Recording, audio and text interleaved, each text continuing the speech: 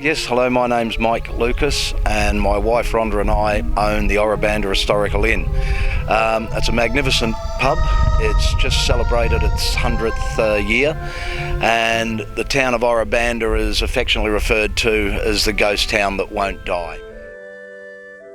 Ora Banda is located a 10-hour drive east from Perth or a 1-hour drive north from Kalgoorlie. What brought you to come and live in a hotel in a ghost town in the goldfields? Michael's dad. Michael's dad. Tell us more, Michael. Basically, Dad had got to an age where he needed a bit more attention, and we were looking for something where we could involve him, and it was a good environment. We came from the hills of Kalamunda, so everything was very much up and down and a bit awkward for him. So we saw this advertised and basically came out by fluke to have a look at it, and we decided this would be a top spot. No, Michael did. I was thinking more little country post office, Monday to Friday, 9 to 5. Every time he looked in the paper, this hit him in the face. It was obviously meant to be. Yep. So did you regret the move, Rhonda, or do you like being here? I like being here. Sometimes I hate it with a passion, but most of the times I love it. I think that's part of the joys of owning your own business, isn't it? Mm-hmm. That's it, yeah. So how long have you been here now? This is our 6th Ora Banda day. 5 years, 5 months. Yeah. Who's counting? No. So it's all very positive, and I mean, anyone who was here before we took over, they noticed the changes and all the different things we've done, you know, the extra beer garden and barbecues and brick paving. Basically, 1911, a gentleman by the name of Alf Garnett succeeded in getting the licence to build a hotel for the Ora Banda region. Today, all that remains is the inn itself, the motel and caravan park, and about 4 houses in the area.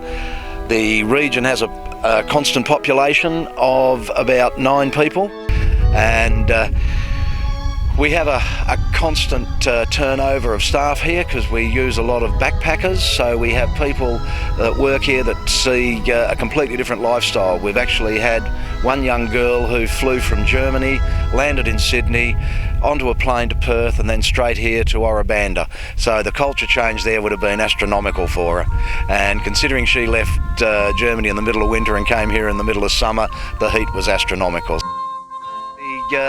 Since we have owned the inn, which is nearly 6 years now, we've had 4 weddings here, and it's quite terrific to see that happening in the gardens.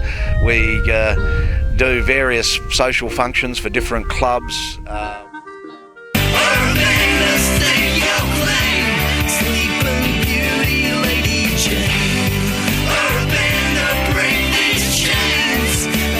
The region has a constant population of about 9 people, and that swells on Ora Banda Day as part of the race round to nearly 3,000.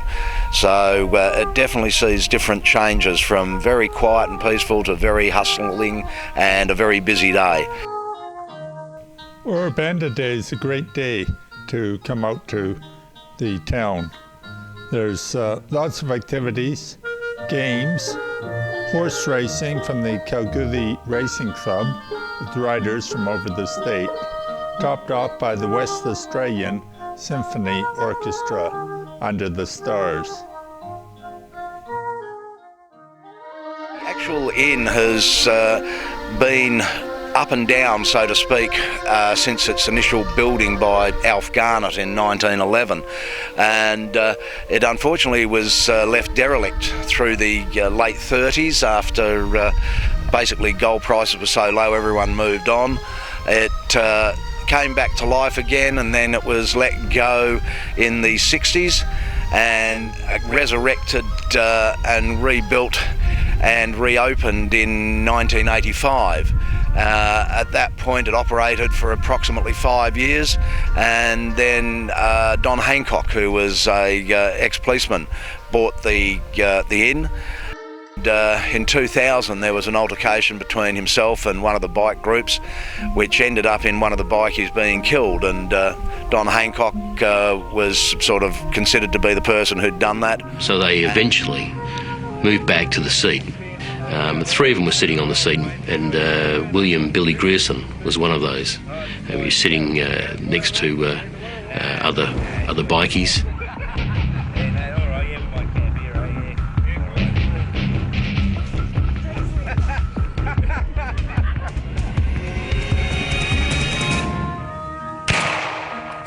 The shot rang out in the night, struck him in the back and pierced his body. He died almost immediately at that scene. And the bikies then came back and retaliated by bombing the inn. Hancock moved back to Perth. There was not a lot left in Ora Banda. Police continued to warn Don Hancock of the dangers he faced. He continued to ignore them. After the last race, Don Hancock and Lou Lewis drove away, back home, back to Lathlane. By that time, Lou Lewis had driven the mere 2 to 3 kilometres back to Don Hancock's home, and they were in the process of just pulling onto the front verge when the power gel detonated,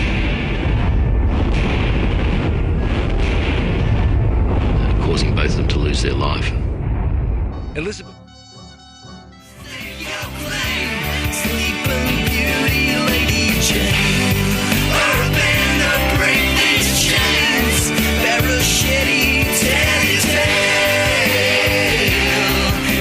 Social functions for different clubs.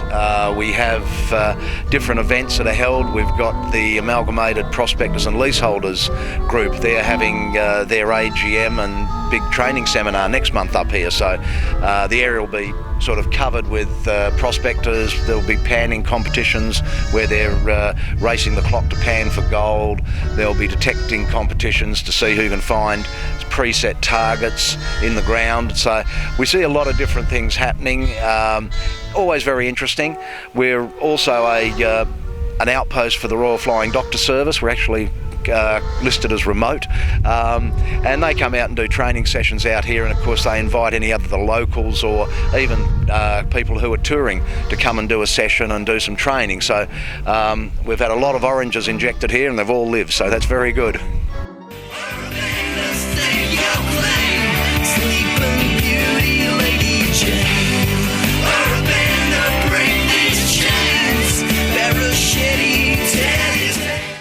It's a great feeling. I mean, you've got all sorts of lifestyles. It's one of those things where some days it's very quiet and very, very peaceful. Other days there's so many people through here you think you're living in a main town.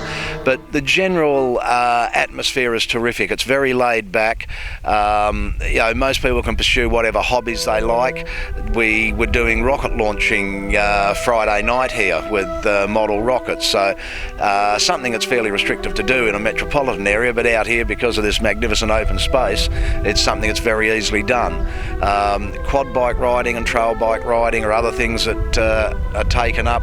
We have our clay pigeon launcher for clay pigeon shooting, which we can basically just do straight across the road. So there's a lot of freedom that goes with a place like this.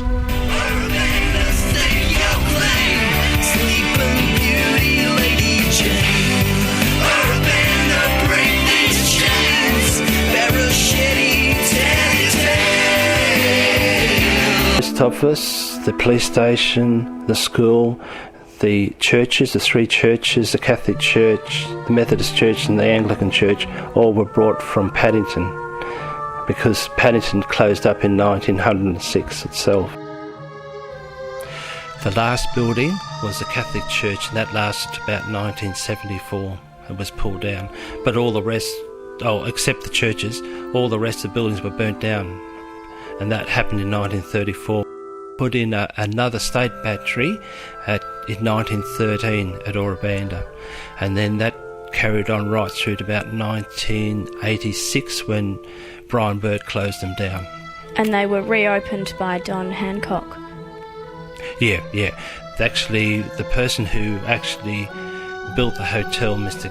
Clason, he was able to obtain the battery, so when Don Hancock bought the hotel off Mr. Clason, the hotel and the and the battery went together. We see different characters, we see a huge amount of gold, as there's still large amounts of gold being found in the region, and it's not uncommon for someone to have $40,000 worth of gold nuggets displayed on the bar.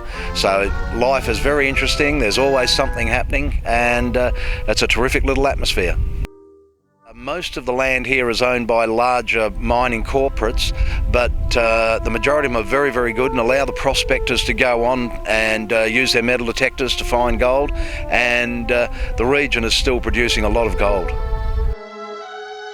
We've also got silver and quite a bit of copper, so there's not only the gold factor but a multitude of other minerals that are in the region. So some are being developed, some are for future development.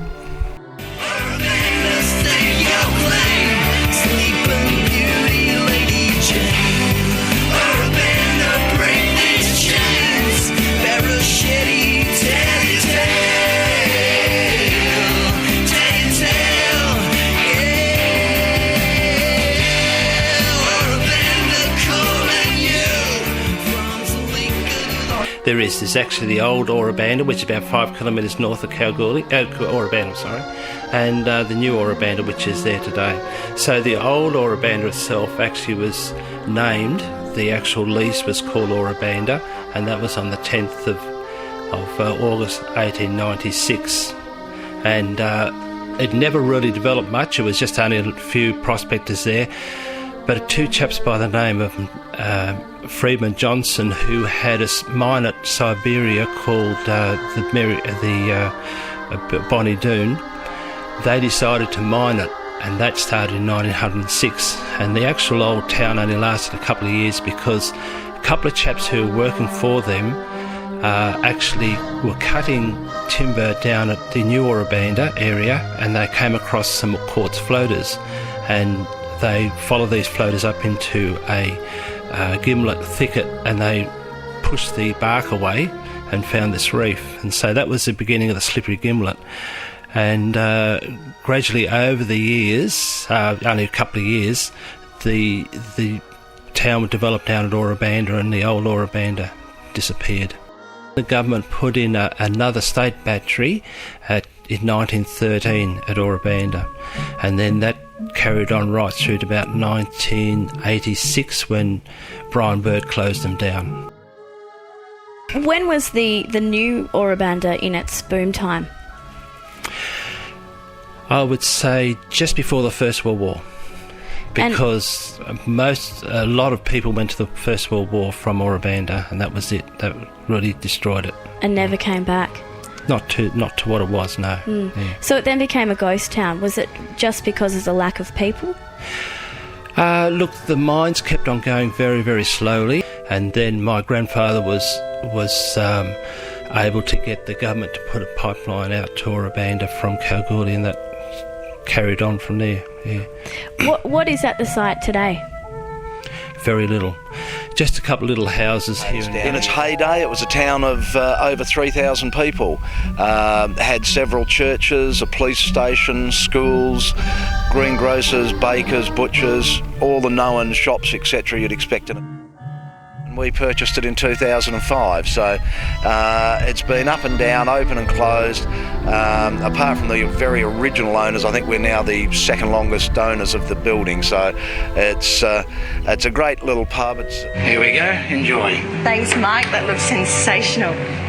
Now when you're heading off the beaten track through the golden outback, you're going to have a wonderful and surprising holiday experience. So what are you waiting for? Let the adventures begin.